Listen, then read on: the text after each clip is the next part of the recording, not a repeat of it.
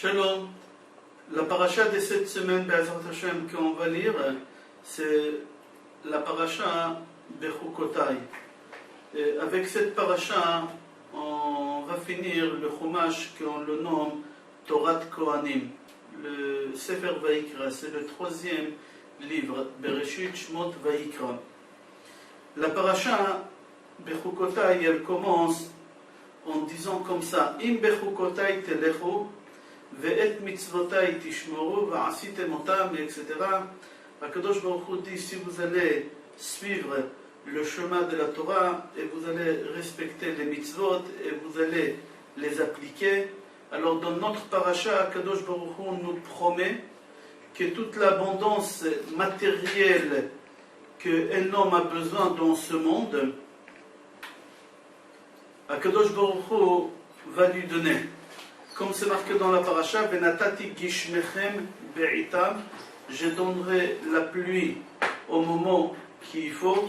Venatna haaretz yevula, et la terre, elle va donner toute la récolte. Ve'etz hasadeh iten piryo, et l'arbre donnera ses fruits.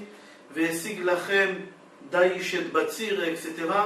On voit qu'Akadosh Baruch Hu dit: si vous allez suivre le chemin de la Torah, la voie de la Torah, alors je vais vous donner tout ce qu'il faut matériellement. Rashi, il explique le mot Im bechukotai telechu, c'est-à-dire quoi Im bechukotai telechu? Si vous allez suivre le chemin de la Torah, Rashi il dit Im tiyu amelim batorah, si vous allez vous investir dans l'étude de la Torah. Pas seulement si vous allez suivre la loi de la Torah, Rashi dit qu'Akadosh Baruch Hu promet qu'il donnera l'abondance, la parnassa en abondance et tout ce qu'il faut en abondance, à condition qu'on va s'investir dans l'étude de la Torah. Dans cette paracha, on a aussi les 49 klalot, malédictions. Et là-bas c'est marqué Ve'im lo tishme'u li, et si vous allez pas suivre le chemin de la Torah, alors Rashi encore il répète, il dit: et si vous n'allez pas vous investir dans la Torah, si vous n'allez pas étudier la Torah, alors les malédictions viendront. C'est-à-dire, comme tout à l'heure, Akadosh Baruch Hu il a dit: si vous allez suivre la voie de la Torah, Rashi dit: si vous allez vous investir dans l'étude de la Torah, alors je vous donnerai la bénédiction. Chaz v'shalom, Rashi dit: si vous n'allez pas suivre la voie de la Torah, si vous n'allez pas vous investir dans l'étude de la Torah, alors Chaz v'shalom, les malédictions viendront. On pose la question: pourquoi Kadosh Baruch Hu il a mis la parnassa, le besoin matériel de l'homme, dans cette condition qu'il faut s'investir dans l'étude de la Torah? Alors il y a la Gemara à Avodah Zarah, page Hey, qui elle dit que le seul endroit dans la Torah où c'est marqué Im, le mot Im veut parler d'un langage de s'il vous plaît. Akadosh Baruch Hu nous supplie, nous demande que prenez le chemin de la Torah, prenez la voie de la Torah, prenez sur vous d'étudier la Torah. Alors ici dans notre paracha, on dit que le mot Ve'im, c'est Akadosh Baruch Hu nous dit s'il vous plaît. Dans tous les autres endroits dans la Torah, quand on dit Ve'im, c'est une condition. Ici, ce n'est pas une condition. Ici, Akadosh Baruch Hu dit, et Rashi aussi il explique Ve'im dans notre paracha, Akadosh Baruch Hu nous supplie d'étudier la Torah et de s'investir dans les études de la Torah. On se pose la question: pourquoi Kadosh Baruch Hu ici il nous supplie de s'investir dans l'étude de la Torah? Pourquoi? Le Natziv Mivolojin répond en apportant le Midrash Rabbah Vayikra Hey. Il dit que le monde tient, il existe grâce à une loi. Quelle loi? Akadosh Baruch Hu il a dit: Im lo briti yomam valayla chukot shamayim va'aretz lo samtim.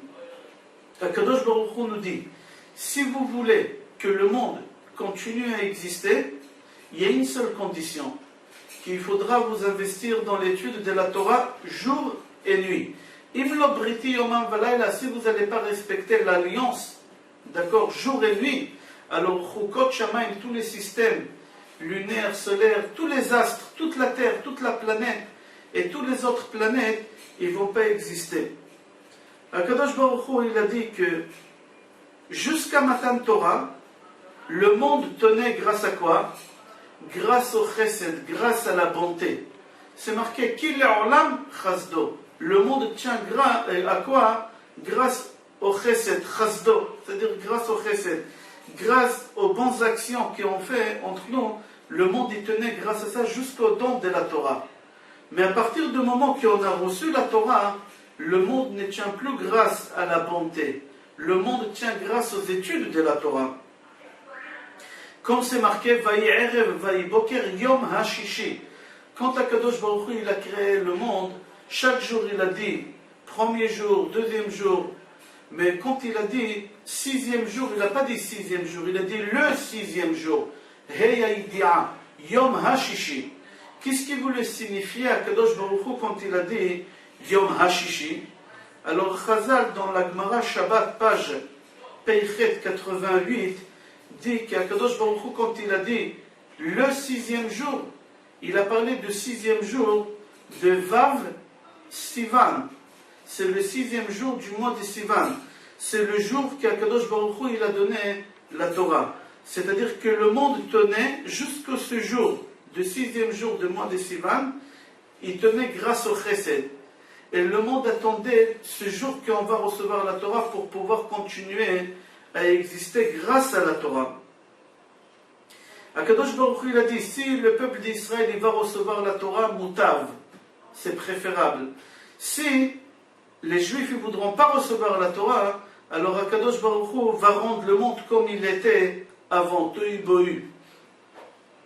Et depuis qu'on a reçu la Torah, le monde tient grâce à un seul mot, Torah, grâce à la Torah. Alors maintenant on comprend pourquoi Akadosh Baruch Hu il a dit s'il vous plaît, je vous en supplie. Pourquoi Akadosh Baruch Hu nous a supplié? Parce que si on n'aurait pas accepté, le monde il n'aurait pas existé. Et Akadosh Baruch Hu il a voulu que le monde existe. C'est pour ça Rashi il dit qu'ici c'est le seul endroit qu'Akadosh Baruch Hu il nous a supplié quand il a dit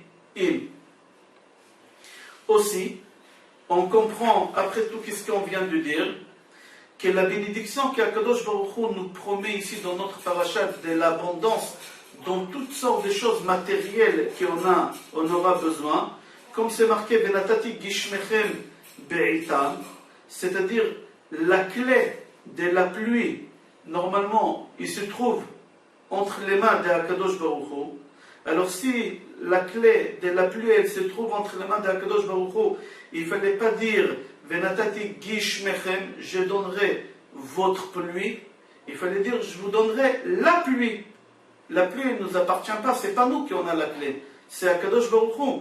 Alors Akadosh Baruch Hu, dans notre paracha, il fallait qu'il nous dise je vous donnerai la pluie. Pourquoi Akadosh Baruch Hu il a dit Venatati Gishmechem, je vous donnerai votre pluie?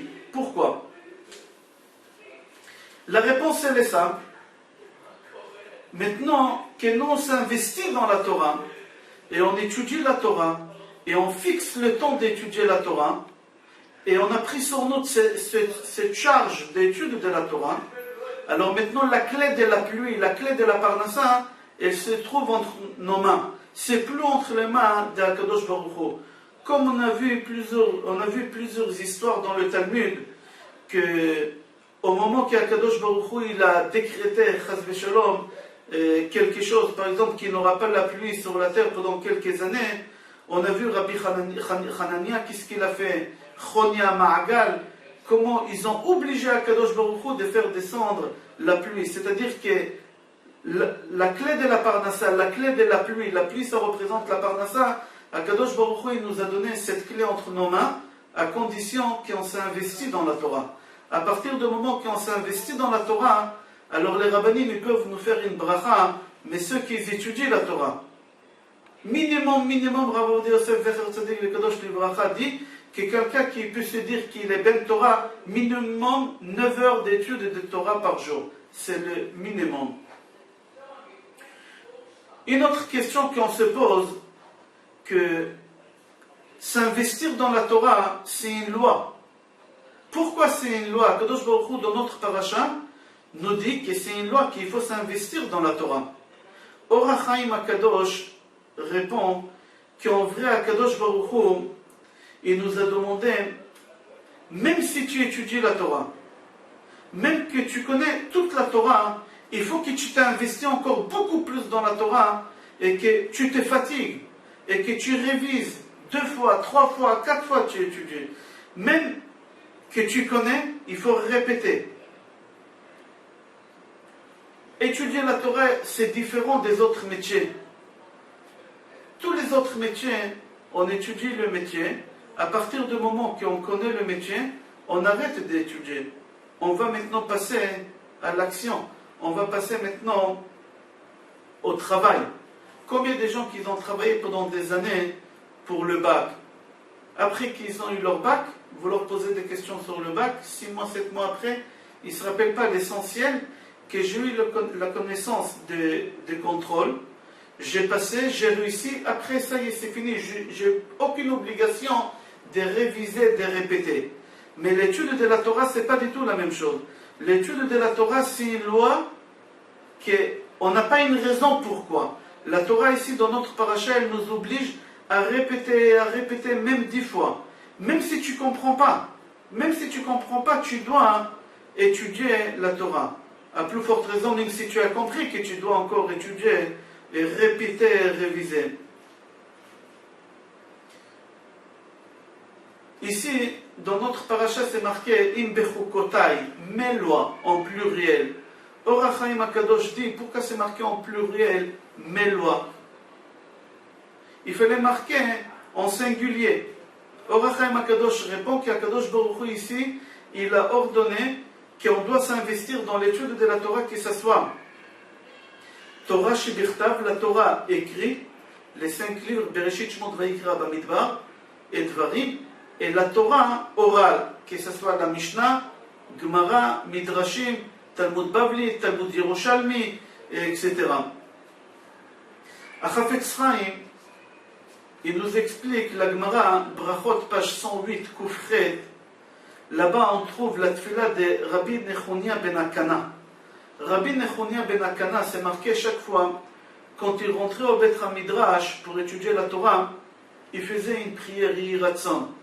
Et quand il sortait aussi des Bet HaMidrash à la fin de la journée, il faisait aussi une prière à Kadosh Baruch Hu. Au moment qu'il sortait de Bet HaMidrash, Rabbi Nechonia ben Akana, dans sa prière, il remerciait à Kadosh Baruch Hu qu'il a fait naître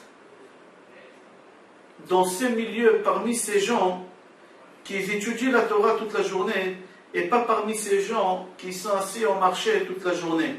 Parce que la différence entre ceux qui sont assis dans le marché toute la journée, les non-juifs, je parle, et entre lui qui est les juifs qui étudient la Torah, il dit il y a une grande différence.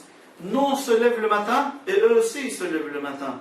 Nous on se lève le matin pour étudier la Torah, pour prier à Kadosh Baruch Hu, et eux, ils étudient le matin pour travailler. Pour travailler. Eux, ils travaillent et ils ne touchent pas de salaire. Nous, on travaille et on touche un salaire. Chafetz Chaim pose une question. Il dit, qu'est-ce que ça veut dire ça? Eux, ils travaillent et ils ne touchent pas de salaire. Et nous, on travaille et on touche un salaire. Le goy, quand il travaille à la fin du mois, il a sa fiche de paye. Il a un salaire, il y a un minimum SMIC. Qu'est-ce que ça veut dire ça? Dans la Mishnah, on dit, eux ils travaillent mais ils ne touchent pas de salaire. Qu'est-ce qu'il voulait dire Rabbi Nechonia ben Akana quand il disait dans cette fila? À Chafetz Chaim, il a donné une très très belle réponse. Il a dit qu'il y a une différence entre le travail de la Torah et le travail qu'un goy fait. Il a expliqué, il a dit que un goy, on va prendre le cas des menuisiers. Je commandais une armoire des menuisiers, une armoire sur mesure. Et le menuisier, il a travaillé pendant 1 mois. Après 1 mois qu'il a fini le travail, il a ramené l'armoire chez moi à la maison pour l'installer, et à la fin, il s'est rendu compte que l'armoire elle est plus grande de 5 cm par rapport à la taille prévue. Il s'est trompé, l'armoire ne rentre pas. Qu'est-ce qu'il va faire le menuisier? Il va démonter l'armoire, il va la ramener dans son usine, il va la couper à la taille qu'il faut, et il va revenir, il va la réinstaller. Chafetz Chaim, il dit, est-ce que c'est possible que le menuisier demande au client de lui payer en plus? Pourquoi? Parce que je le transporte, je dois ramener l'armoire à nouveau, je dois la couper, je dois après la ramener, ça me coûte de l'argent, je veux que vous me payiez plus. Chafetz Chaim, il dit non. Quand on paye quelque chose, on paye pour le résultat. On ne paye pas pour le travail. On paye pour le résultat. Moi, j'ai payé pour avoir une armoire qui elle fait 2,40 m sur 90 cm. Toi, tu m'as fait la taille que je n'ai pas demandé, ce n'est pas mon problème. Moi, ce que j'ai commandé, je ne l'ai pas eu. Le résultat total à la fin, final, je ne l'ai pas eu. Alors, c'est ton problème, c'est toi que tu prends sur toi tous les frais. Alors, on voit bien qu'ils ne touchent pas leur salaire, celui-là. Mais, par contre, c'est lui qui a étudié la Torah pendant 1 mois. Il a pris une page de Gemara, il s'est investi, il s'est fatigué, il a transpiré, il n'a pas mangé, il n'a pas dormi, il a tout fait pour comprendre. Mais après 1 mois, il n'y a rien. Il n'y a rien qui est rentré dans sa tête, il n'a rien compris. Est-ce que ce bonhomme, après 1 mois qu'il a étudié la Torah, qui s'est investi, qui s'est donné corps et âme, est-ce qu'il va toucher un salaire? Bien sûr qu'il va toucher un salaire. C'est évident qu'il va toucher un salaire. C'est ça qu'est-ce qu'il voulait dire Rabbi Nechunia ben Akana. Nous on travaille et on touche un salaire. Eux ils travaillent et ils ne touchent pas un salaire. Suite à ça, on va comprendre que dans toutes les autres matières, que ce soit dans la comptabilité, métier, dans tous les autres métiers, que ce soit dans la comptabilité, que ce soit dans un médecin, un pharmacien, que ce soit un avocat, au moment qu'ils vont faire les études, ça va leur prendre 4 ans, 5 ans, 8 ans, ça dépend chacun avec sa spécialité. Et après, ils vont passer un examen, et au résultat final, ils vont toucher leur diplôme. S'ils ont réussi l'examen final, ils vont avoir leur diplôme. Celui qui leur fait passer l'examen, il ne va pas leur demander est-ce que vous êtes fatigué, est-ce que vous êtes investi. Non, il va leur dire finalement, à la fin, le dernier examen, vous ne l'avez pas eu, alors vous ne pouvez pas avoir votre diplôme. Je donnerai un exemple. Si on va fabriquer une pilule ou une puce, qu'on va opérer quelqu'un et on va lui faire entrer cette puce dans son cerveau, ou une pilule qui va la avaler, et en une seule nuit, à partir du moment qu'il a avalé cette pilule, il est devenu expert comptable. Cette pilule, elle lui a donné toute la connaissance d'exercer ce métier d'expert comptable, et ce bonhomme, il va aller passer son examen pour devenir expert comptable, et il a gagné. Il a eu son examen. Après, il va aller voir l'examinateur, il va lui dire, tu sais, je n'ai pas travaillé du tout. Jamais. Je n'ai pas ouvert un seul livre. J'ai pris un cachet, j'ai avalé ce cachet, et c'est comme ça que j'ai eu toutes mes connaissances. Est-ce que l'examinateur, il va lui dire non? Tu n'auras pas ton diplôme? Pas du tout. Dans ces métiers-là, les résultats finaux, c'est ça qui compte. Ce n'est pas l'investissement que tu as fait pour arriver au but final. C'est les résultats.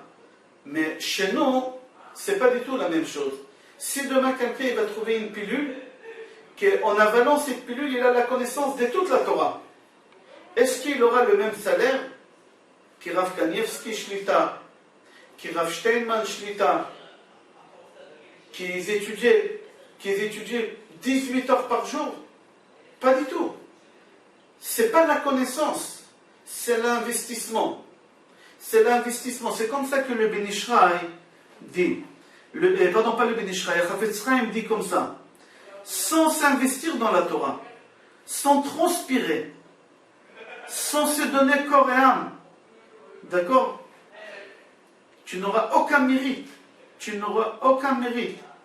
Qui a du mérite? Seulement celui qui s'investit, qui s'est donné corps et âme, qui s'est fatigué, qui a transpiré, qui n'a pas dormi pour comprendre quelque chose, il n'a pas mangé.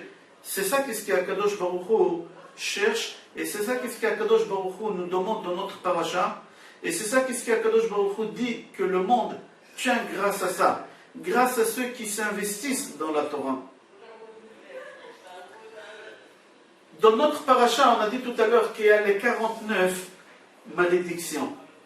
Les 49 malédictions commencent avec la lettre Aleph.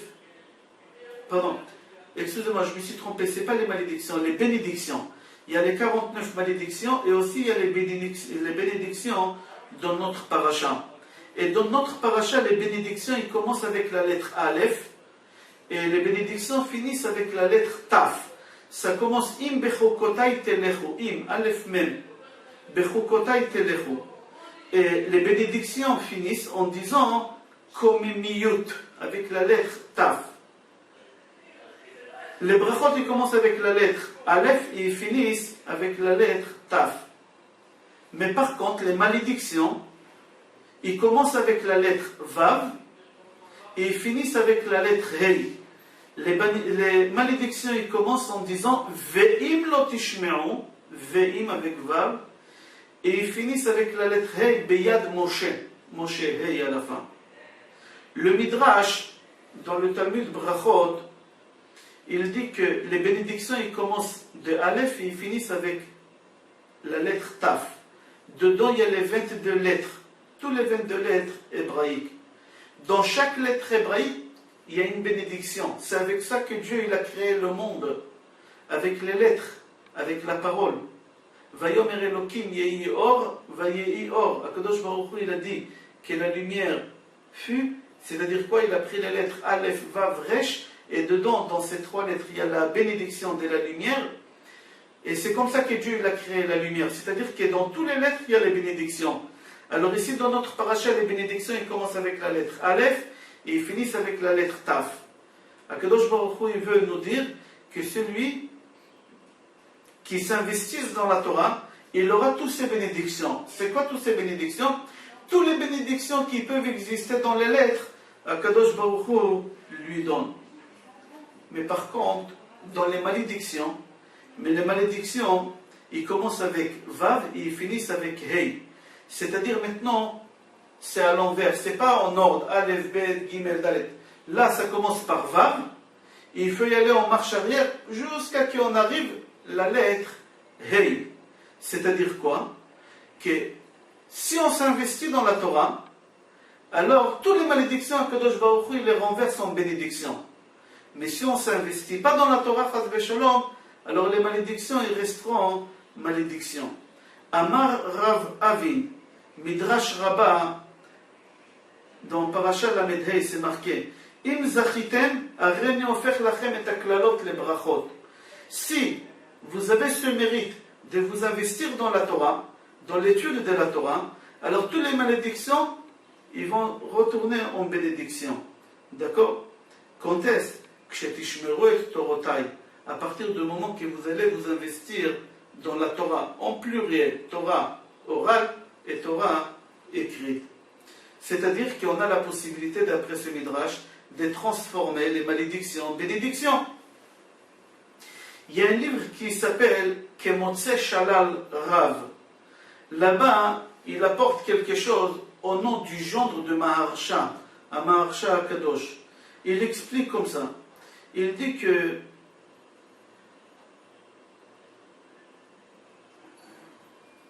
au moment que Noron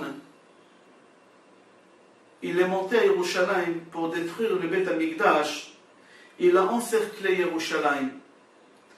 Rabbi Yochanan, qui était à Yerushalayim, il a voulu faire la paix avec eux et régler le problème avec eux. Mais les biryonim, les voyous qui habitaient à Yerushalayim, ils n'ont pas voulu faire la paix avec. Qu'est-ce qu'ils ont fait? Dans la Gemara, c'est marqué qu'il y en avait 3 riches en Israël, qui Nakdimion Ben Gurion, Kalba Savoie, ils avaient la possibilité de faire vivre tous les Juifs de Yerushalayim pendant 21 années. Ils étaient tellement riches, ils avaient des stocks de nourriture pour 21 années.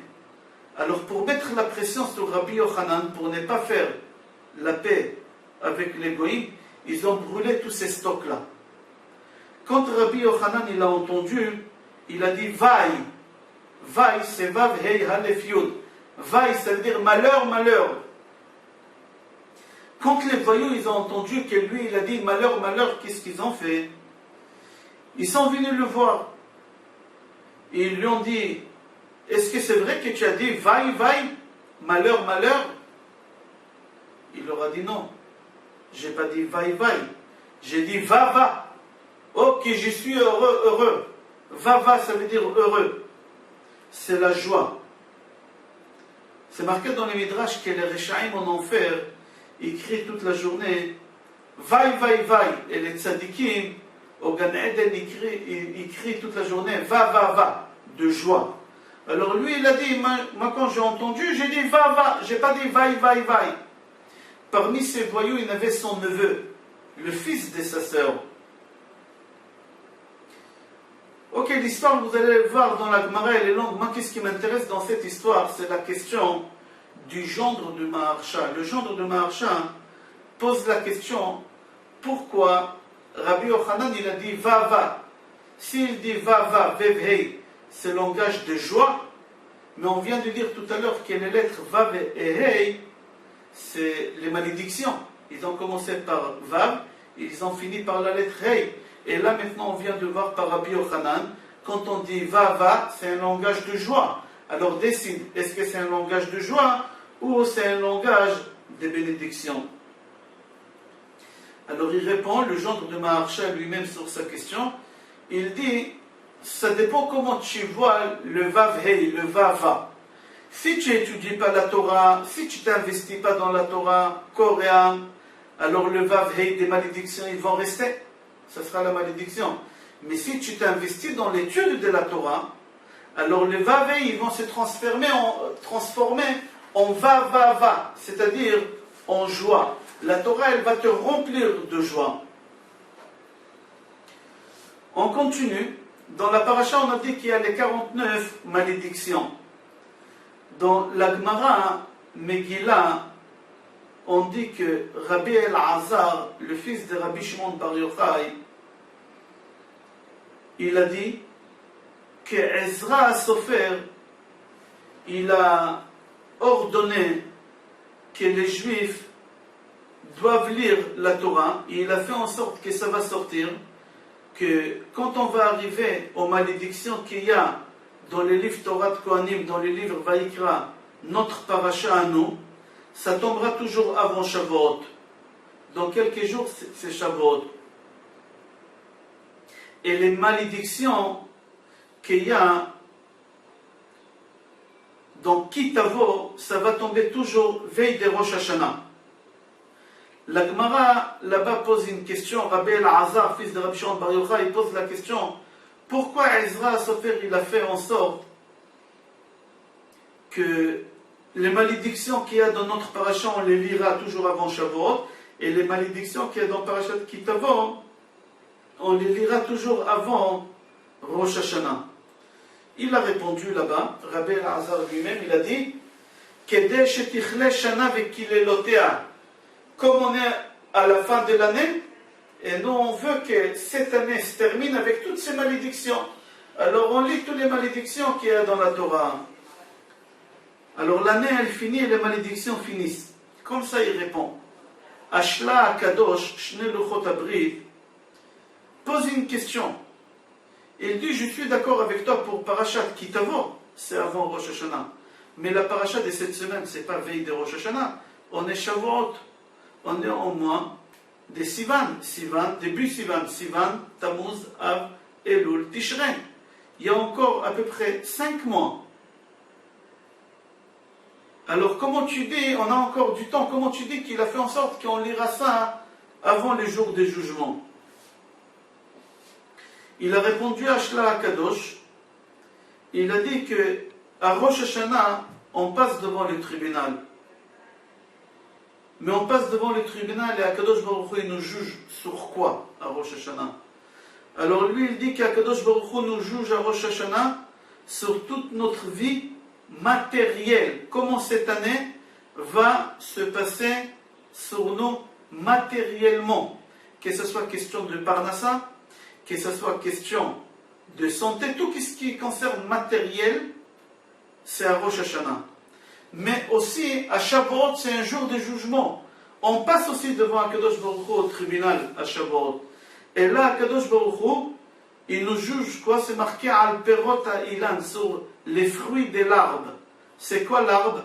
L'arbre, ça représente la spiritualité, la Torah. Alors, il dit que on va être jugé que quoi? Que spirituellement. On va être jugé la vie et la mort, mais spirituellement. Pas matériellement, pas corporellement.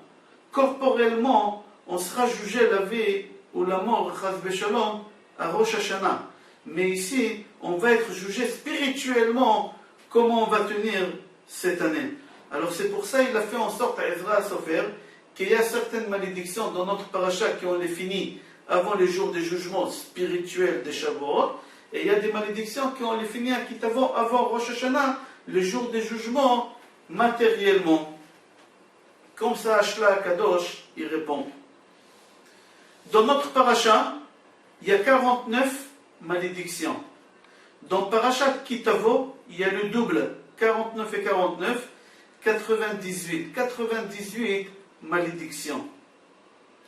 Chafetz Chaim dit qu'il y a certaines synagogues, au moment où on lit les malédictions, on fait monter le shamash de la synagogue.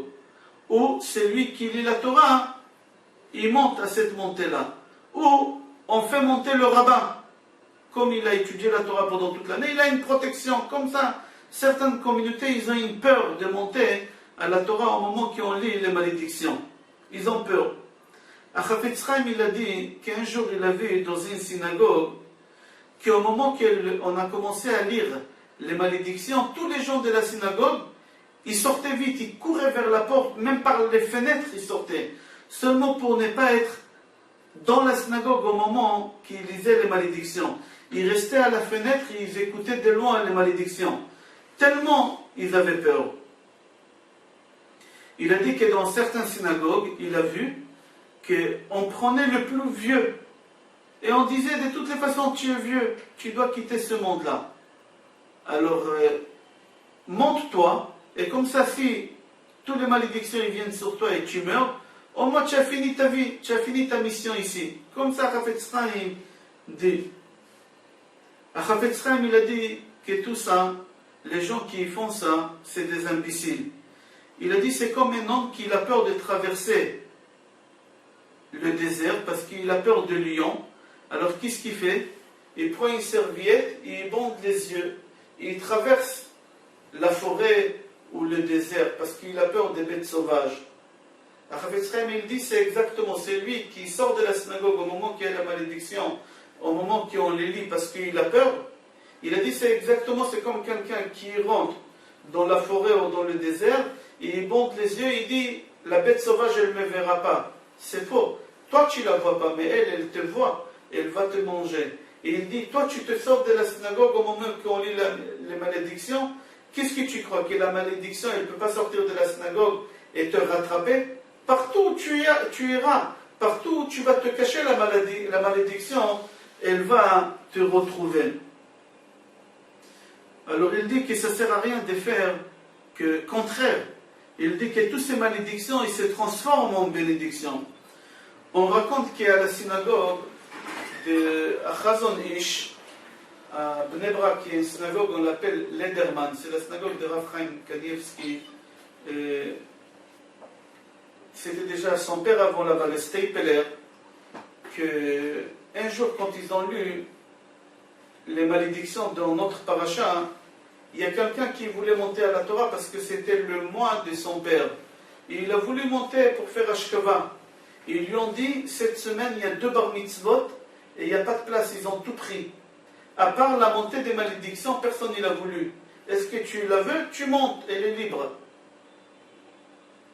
Lui, il leur a dit, écoutez, je suis obligé de faire Ashkava, je monte. Il est monté, il a fait les brachot, ils ont lu les malédictions.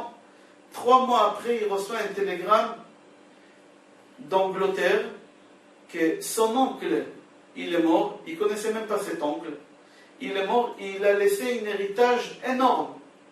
Alors on lui demande de venir en Angleterre pour récupérer cet héritage. Il est parti en Angleterre, il a quitté le Kollel, il étudiait toute la journée au Kollel à Bnei Brak. Il a quitté Bnei Brak, il a quitté Israël, il a quitté le Kollel, il est parti s'installer à Londres. Il est rentré dans le monde des affaires, il n'arrivait plus à étudier. Il s'est développé énormément, il est devenu encore beaucoup plus riche que son oncle. Un jour, il est venu rendre visite à sa famille à Bnei Brak. Il a passé par le Stapler.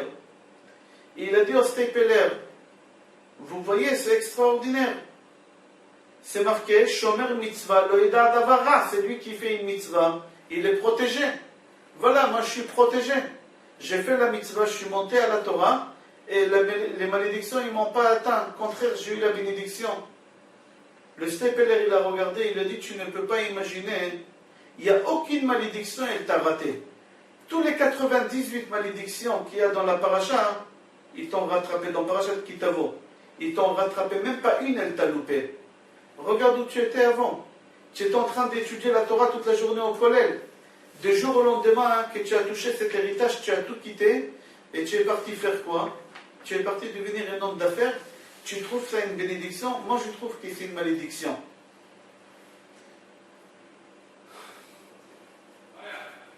Dans la Gemara Megillah, on dit que les malédictions qu'il y a dans Parashat Kitavo, les 98 malédictions qu'il y a dans Parashat Kitavo, on peut s'arrêter au milieu et faire monter 2 ou 3 personnes, les couper en plusieurs fois pour avoir plus de montées.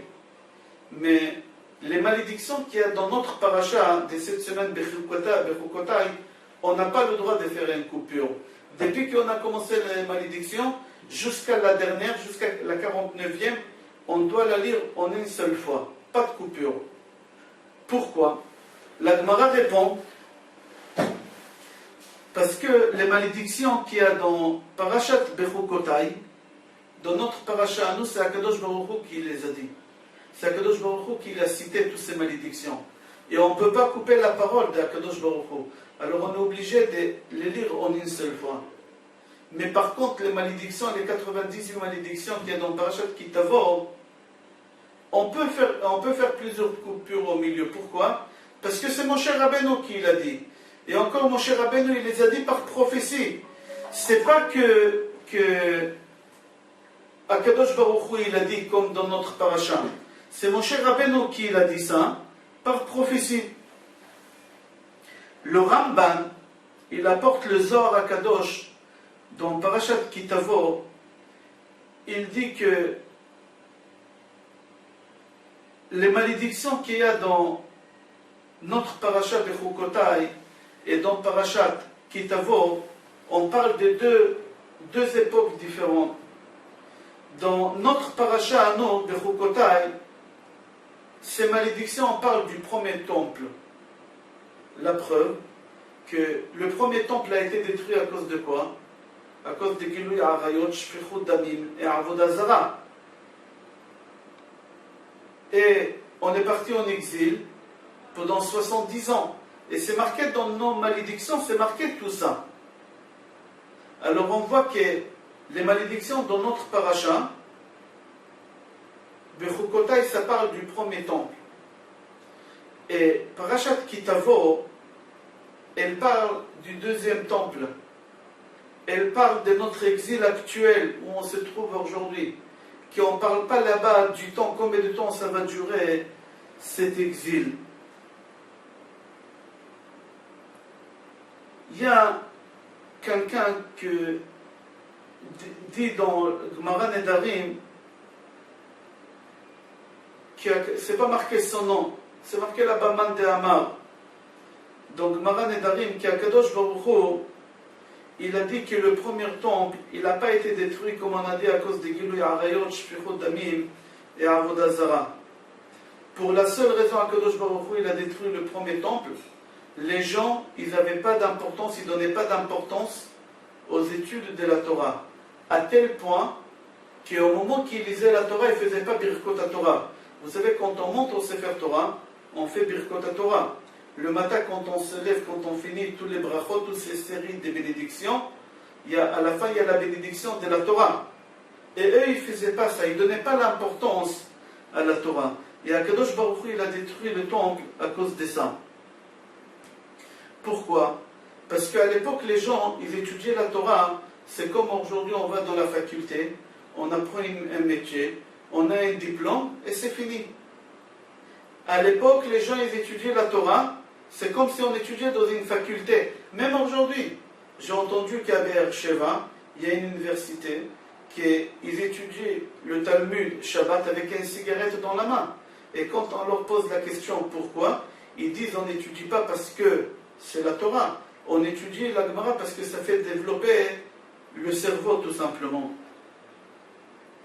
Alors Akadosh Baruch Hu, il a donné ces malédictions dans notre paracha avant Shavuot. Pourquoi? Parce que la fête des Shavuot, c'est le don de la Torah. C'est la spiritualité. Et le premier temple, il a été détruit à cause de la spiritualité, à cause de la Torah, parce que les gens, ils ne faisaient pas Birkot Torah, ils ne s'investissaient pas dans la Torah. On voit celui qui ne veut pas s'investir dans la Torah, il apporte la malédiction dans le monde, tout simplement, la destruction du temple.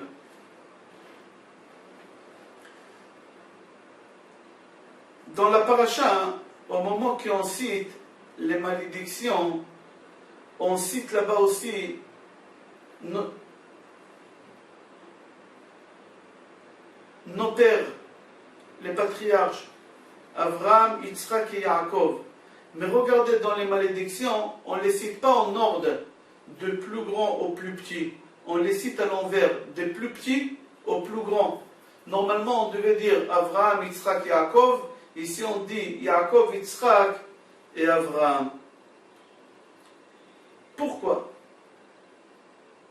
Deuxième question, le seul endroit dans toute la Torah, dans les 5 livres, où on écrit le nom de Yaakov avec Vav, c'est ici dans les malédictions. Pourquoi on a écrit Yaakov Malé, Yaakov avec la lettre Vav? On répond, parce qu'on demande à Akadosh Baruch Hu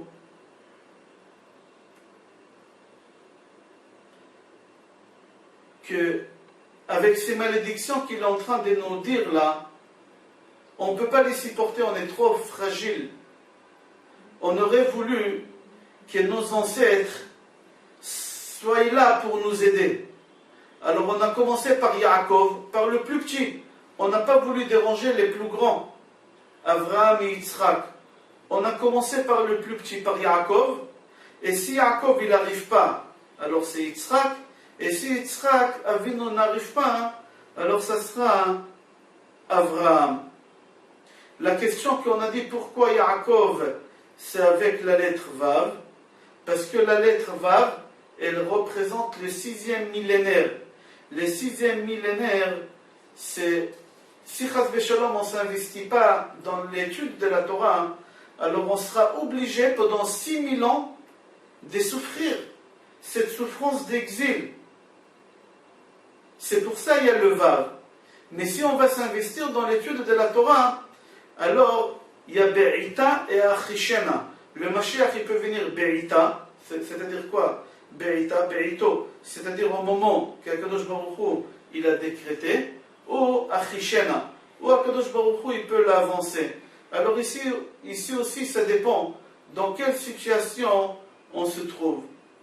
Si on se trouve dans une situation qu'on est méritant, alors Akadosh Baruch Hu, il va ramener le Mashiach bien avant.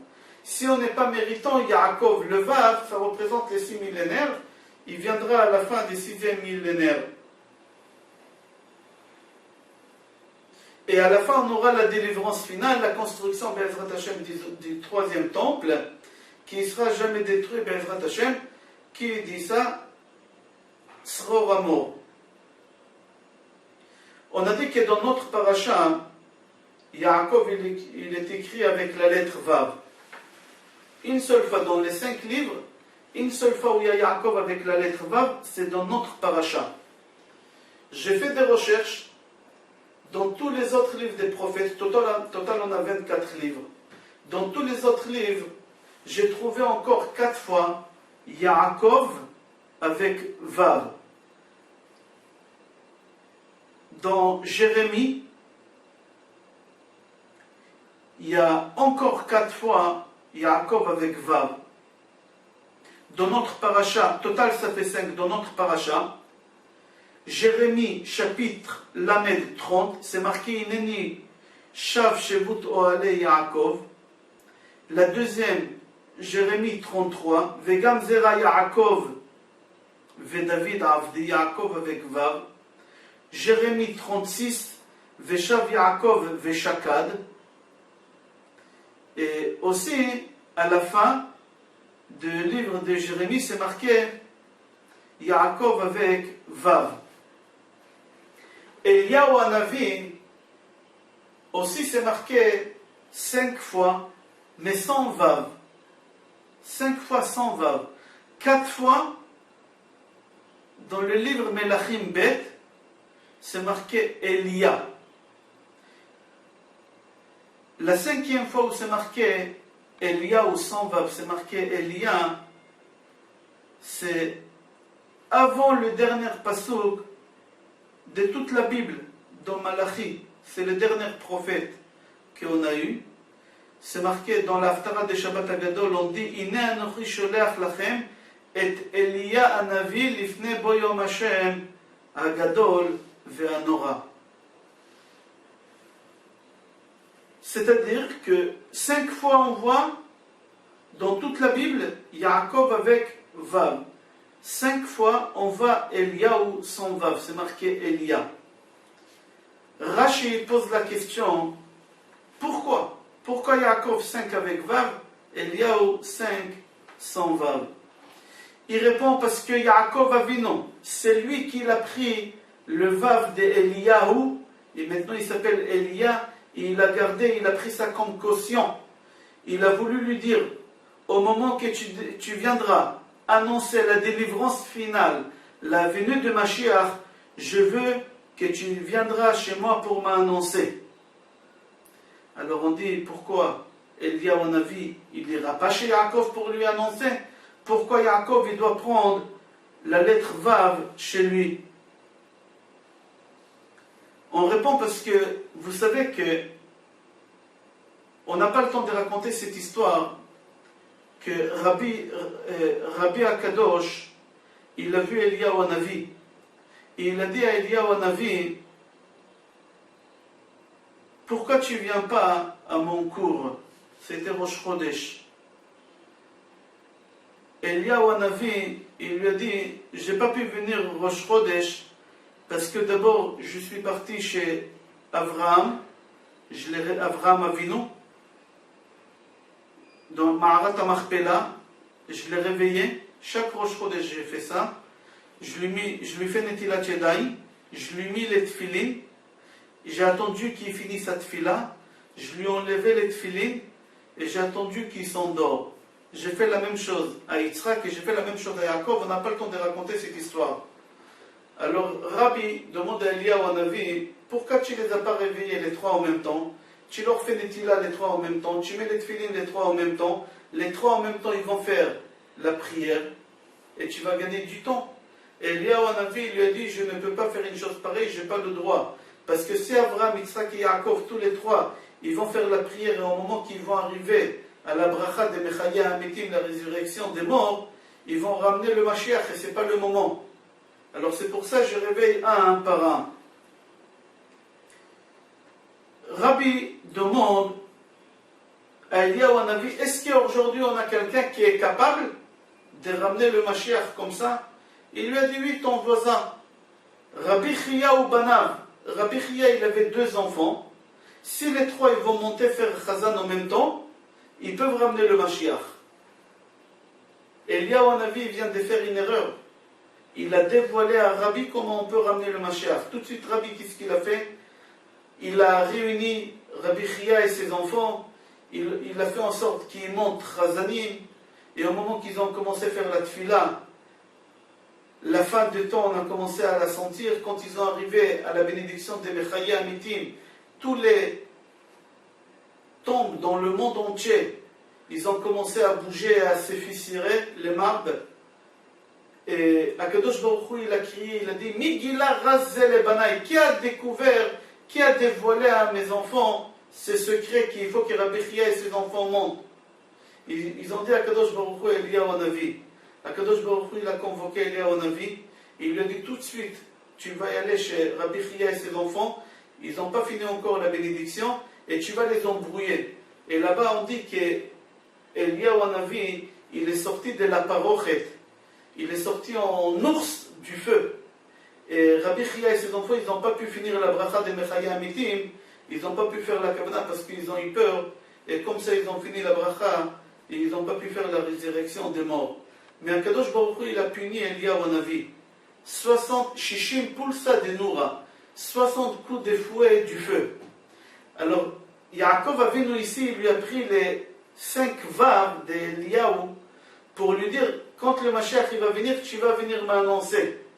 Certes, c'est vrai, Eliyahu Navi, il veut annoncer à Yaakov, mais Yaakov, il a eu peur qu'Eliyahu Navi, il aura peur d'annoncer vite, de peur de recevoir encore les 60 coups de fouet. Alors c'est pour ça qu'il lui a pris la lettre Vav 5 fois. Maintenant, pourquoi il lui a pris la lettre Vav? Et aussi pourquoi il lui a pris 5 fois. Il y a une seule délivrance, une seule lettre. Eliyahu Navi, il ne va pas venir 5 fois. Pourquoi 5? Pourquoi la lettre Vav? Ataz, Tourezav dit, si tu vas enlever chez Eliyahu n'importe quelle lettre, mis à part la lettre Vav, son nom il n'a aucune signification. Seulement la lettre Vav, elle peut se remplacer par un cholam. On peut lire la lettre Vav sans que la lettre Vav soit là, on rajoute un cholam. Alors c'est pour ça qu'il a pris la lettre Vav. Comme ça le Taz répond.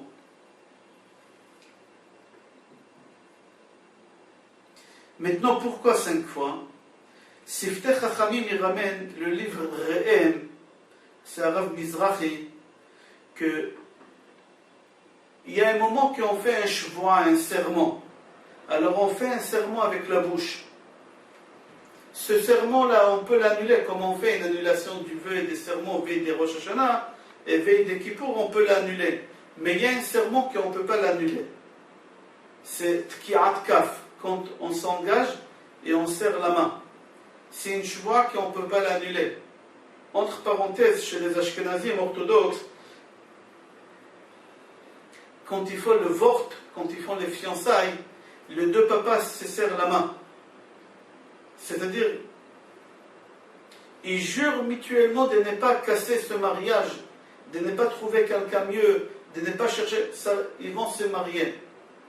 Mais le problème, la vie, on ne peut pas savoir qu'est-ce qu'elle nous réserve.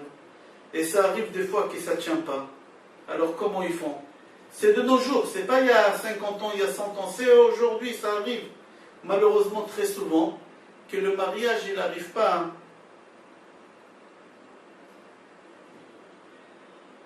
à tenir. Ils veulent casser ses fiançailles. Mais le problème, c'est que les deux papas, ils ont serré la main. Alors qu'est-ce qu'ils font? Ils les marient, et le jour même, ils les divorcent. C'est-à-dire, c'est une fille, une jeune fille divorcée, vierge, la pauvre. Tout ça pourquoi? Parce qu'ils ont serré la main. Alors le Re'em, Rabbi Moshe Mizrach, il dit pourquoi il lui a pris la lettre Vav? Parce que nos doigts, ils ont la même forme que la lettre Vav. Pourquoi 5? Parce que dans la main, on a 5 Vav. On a les 5 doigts.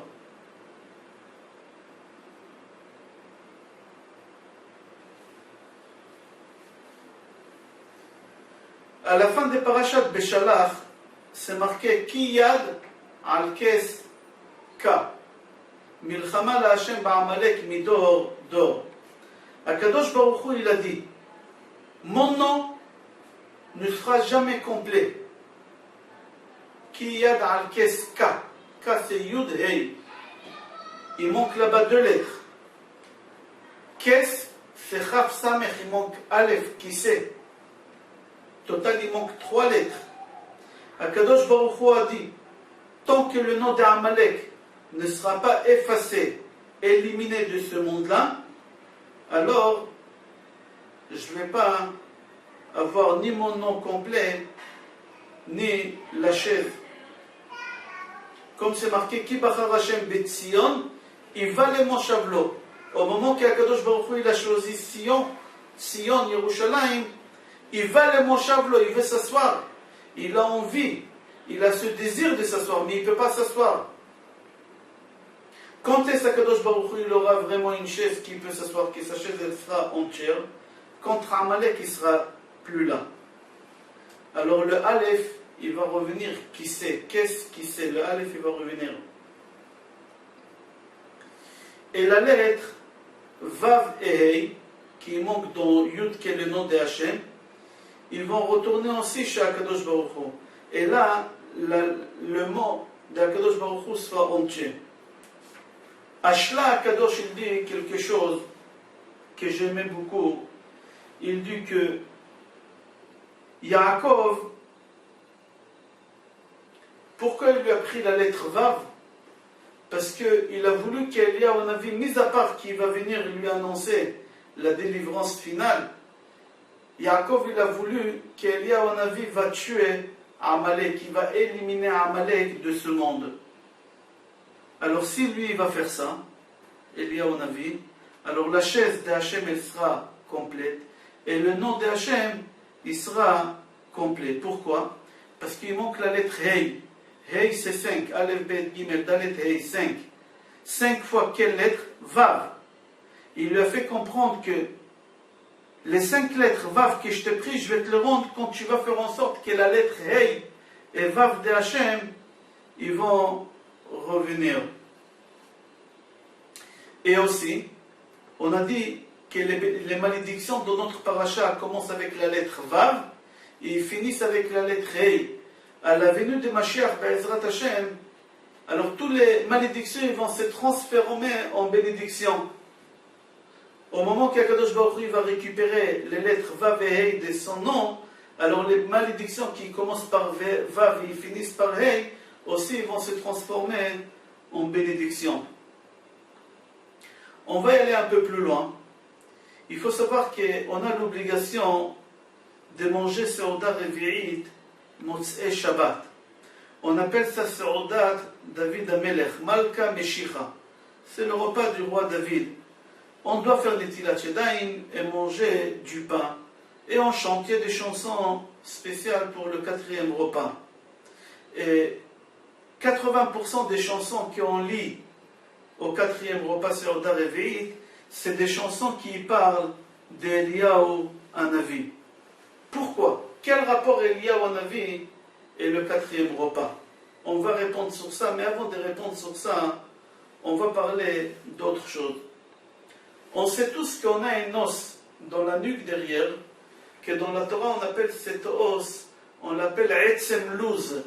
C'est l'os, quand il va y avoir les résurrections des morts, Be'ezrat Hashem, Bekarov, très très vite, très très bientôt, alors le corps de l'homme, il va prendre forme à partir de cet os.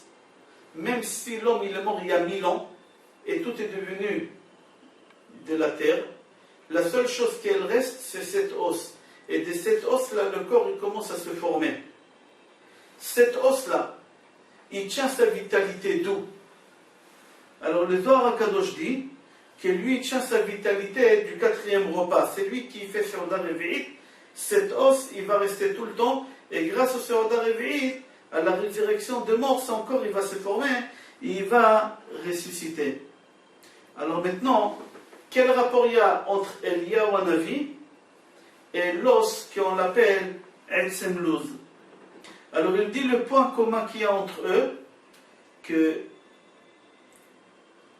le niveau moyen qu'il y a dans chaque chose, il y a quelque chose qui est moyen, c'est Seuda Revi'it.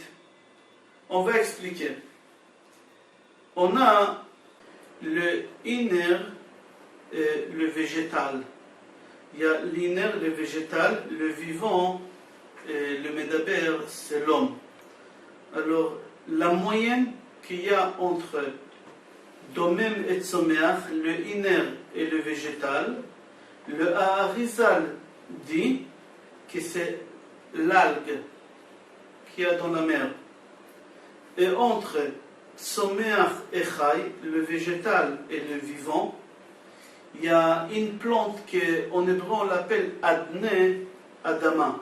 C'est quoi Adne Adama? C'est une plante qu'elle vit grâce à son nombril, qu'il est attaché à la terre. Si on coupe cette plante, la plante elle meurt tout de suite. Tout de suite elle meurt. Et la moyenne qu'il y a entre vivant et l'homme, c'est le singe. Comme ça le Harizal dit. C'est-à-dire des paroles de Harizal, on apprend que quoi? Qu'il y a la moyenne entre chaque chose, il y a une moyenne. Alors la moyenne qu'il y a entre notre corps, d'accord, l'homme, qu'il est de la matière, et le monde futur, qui c'est le monde spirituel, c'est cet os-là, Etzem Luz. C'est ça qui nous fait la moyenne entre le corps de l'homme qui est matériel et le monde futur qui est spirituel. Cet os, on ne peut pas la briser, on ne peut pas la éliminer. C'est cet os qu'elle va donner la vie, Be'ezrat Hashem, à la résurrection des morts. Et elle est nourrie grâce au 4e repas. Pourquoi grâce au 4e repas? Quel rapport 4e repas? J'ai dit tout à l'heure qu'il y a un rapport entre 4e repas et cet os. Alors on dit parce que tous les repas des Shabbat, c'est Me'en Olam Haba. C'est un des 60e du monde futur. Mais il y a une seule repas parmi les repas des Shabbat qu'elle a une partie du monde futur et de ce monde, que c'est la moyenne des jours de la semaine et le jour de Shabbat, plutôt le jour de Shabbat et le jour de la semaine, c'est le 4e repas. Alors comme cet os, Etzem Luz, c'est la moyenne entre ce monde et le monde futur qui est spirituel, et le 4e repas, c'est la moyenne qu'il y a entre Shabbat et le jour de la semaine. C'est pour ça qu'on a dit que les deux, on a fait une comparaison. Vous savez que samedi soir, on a coutume de dire le nom d'Eliyahu Hanavi, Zachor Letov, Eliyahu Hanavi, Zachor Letov. Il y en a qui ont l'habitude de répéter 52 fois. Pourquoi? Parce que la valeur numérique d'Eliyahu, c'est 52. Ils ont coutume de dire 120 fois. Pourquoi? Parce que la valeur d'Eliyahu Hanavi, c'est 120. Et il y en a qui ont l'habitude, et c'est le Ben Ishraï qui dit, ils ont l'habitude de dire 130 fois Eliyahu Hanavi Zachor Letov. Pourquoi? Parce qu'il dit que Eliyahu Hanavi c'est 120, la valeur numérique, et dans le mot d'Eliyahu il y a 5 lettres, et Hanavi 5 lettres, c'est encore 10, 120 plus 10, ça fait 130. Comme ça le Ben Ishraï explique. Le Rav Cohen de la ville Izmir dit, c'est marqué Hakol Kol Yaakov. Yitzhak il a dit Hakol Kol Yaakov et Ayadayim Yedei Esav. Hakol Kol Yaakov. La voix c'est la voix de Yaakov. Kol, normalement ça s'écrit Kouf, Vav et Lamed. La première Kol, le premier Kol c'est marqué Kouf et Lamed. Sans la lettre Vav. Alors on dit que Kol c'est 130, et c'est pour ça on lit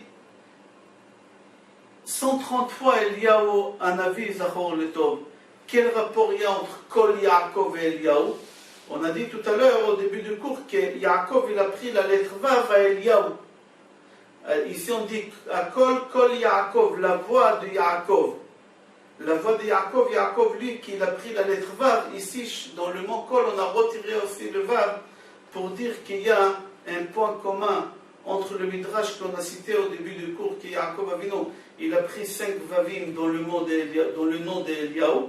Et ici aussi, on a pris la lettre Vav dans le mot Kol. Pourquoi on rappelle Eliyahu Hanavi samedi soir? Quel rapport Eliyahu Hanavi et samedi soir? Pourquoi pas un autre jour? Pourquoi pas mardi? Pourquoi pas mercredi? Il y a 3 raisons. La première raison, qu'on sait qu'Eliyahu Hanavi ne peut pas venir Shabbat, nous annoncer la venue de Mashiach uniquement samedi soir. Alors c'est pour ça on l'appelle 130 fois ou 52 fois chacun avec ses coutumes. Eliyahu Hanavi Zachor Letov, Eliyahu Hanavi Zachor Letov, on l'appelle pour lui dire maintenant tu peux, n'oublie pas, viens, dis-nous maintenant la délivrance, annonce-nous maintenant la délivrance finale. Il y a une deuxième réponse, pourquoi on dit samedi soir? Parce que nos ancêtres ils ont dit que Motzei Shabbat Eliyahu Hanavi, il est assis, il écrit tous les mérites de tous les juifs. Alors on rappelle son nom 52 fois, ou 130 ou 120, pour lui dire, Eliyahu Hanavi, n'oublie pas, rappelle à Kadosh Baruch Hu qu'il y a des bonnes choses sur nous, pas autre chose.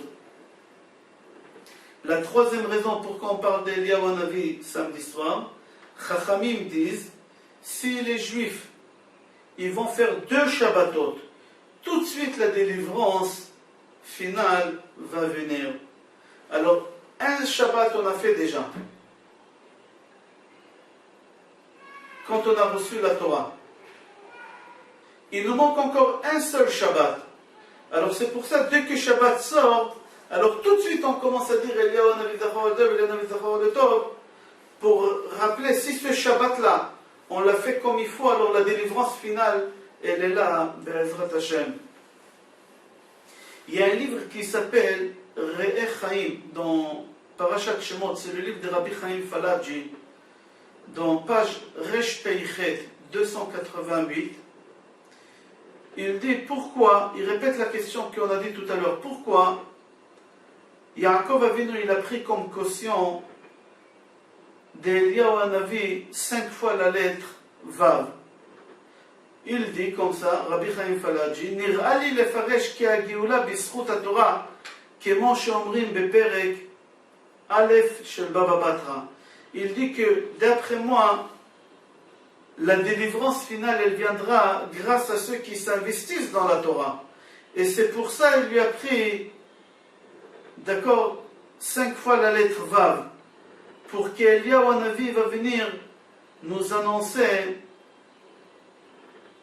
la venue de Mashiach. Pourquoi seulement quand on s'investit dans la Torah? Parce que dans la lettre Vav, c'est la valeur numérique de 6. Les 6 Mishnayot. C'est la Torah orale.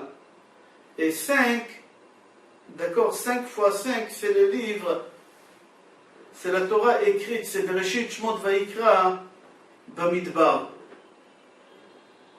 Alors, Rav Chaim Falaji, il dit seulement à partir du moment que les Juifs, ils vont prendre sur eux d'étudier la Torah, que les 5 livres, que c'est la Torah écrite, et les 6 livres, que c'est la Torah orale, alors la délivrance finale va venir Be'ezrat Hashem.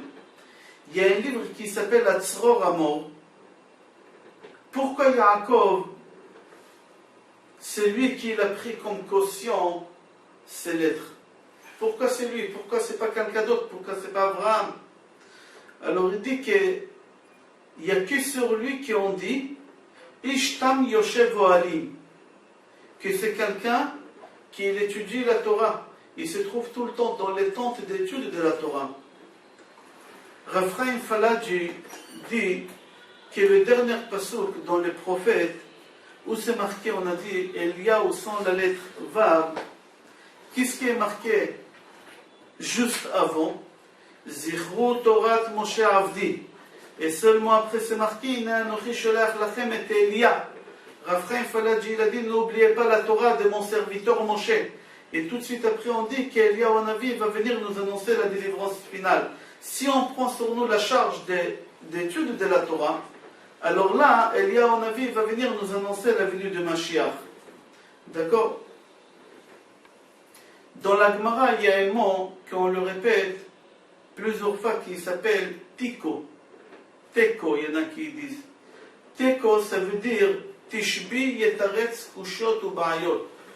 Quand on a une question très forte dans la Gemara et on ne trouve pas la réponse, alors on répond Tiko. Tishbi yetaretz kushot ou ba'ayot. Tishbi, c'est Eliyahu Hanavi. Quand il viendra nous annoncer la venue de Mashiach, en même temps, il va nous donner la réponse sur nos questions. La Mishnah dit comme ça, que le monde tient grâce à trois choses. La première chose, c'est Torah, l'étude de la Torah. Avoda, c'est la prière. Gemilut Chassadim, c'est la bonté. Torah, c'est face à qui? Face à Yaakov, parce qu'on a dit Ishtam Yoshev Ohalim. Avoda, prière, c'est face à qui?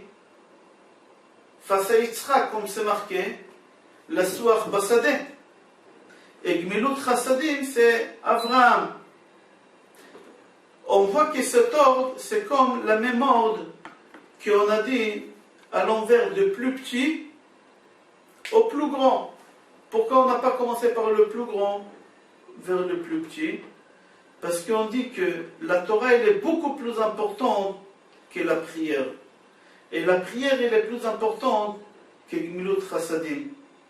Comme il a dit quelqu'un qui habitait dans le Galil, Akadosh Baruch Hu, il nous a donné une Torah triplée.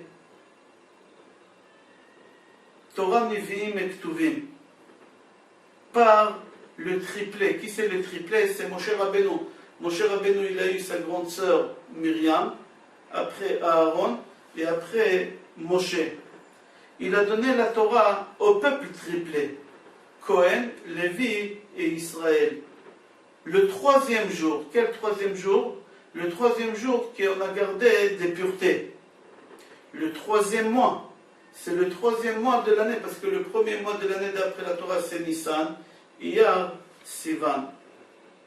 Et le Maharal rajoute, il dit, sur cette parole de celui qui habitait en Galilée, il dit aussi, grâce au troisième père, Abraham, Yitzhak et Yaakov, on a reçu la Torah grâce à Yaakov. Le premier patriarche qui est descendu vers l'Égypte en exil, c'était Yaakov.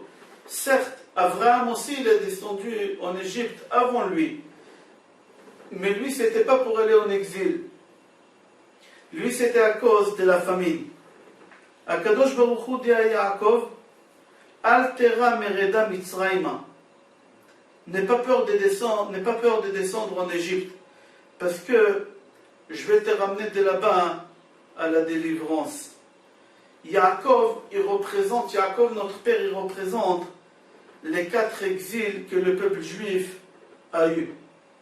Yaakov, au moment qu'il est parti à Haran, c'est marqué Vayikatz Mishnato. Il s'est réveillé de son sommeil. La Gemara dit Atikri Mishnato et la Mi Mishnato. Il ne faut pas lire de son sommeil, il faut lire de sa Mishnah.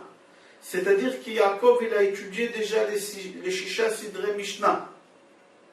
D'où on apprend ça? Parce que c'est marqué Kiben Zikunim Ulo. C'est quoi Zikunim? C'est les premières lettres des 6 tomes des Shisha Sidre Mishnah. Zikunim Zain, c'est Zraim. Kuf, c'est Kadashim. Nun, c'est Nashim. Yud, c'est Yeshuot. Et même, c'est Moed.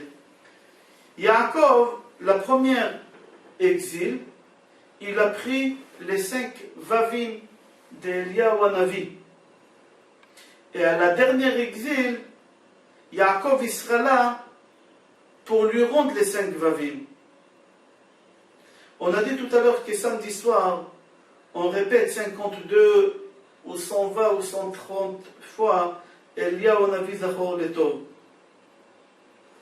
Quand on a fini de dire Eliyahu Navi Zachor Letov, regarde dans les Sidurim, il y a un passouk qui n'a rien à voir. C'est marqué là-bas, Al tira Avdi Yaakov. N'aie pas peur, mon serviteur Yaakov. Qu'est-ce qu'il fait ici Yaakov? Quel rapport samedi soir les chants d'Eliyahu Navi avec Yaakov? On répond que toi Yaakov, tu étais au premier exil. Eliyahu Navi, tu vas le retrouver aussi au dernier exil et là-bas tu vas lui rendre les 5 vavim que tu lui as pris. Quand est-ce? Au moment qu'on fera la Séouda de David Malka Meshicha, au moment qu'on fera Be'ezrat Hashem le 4e repas de Shabbat.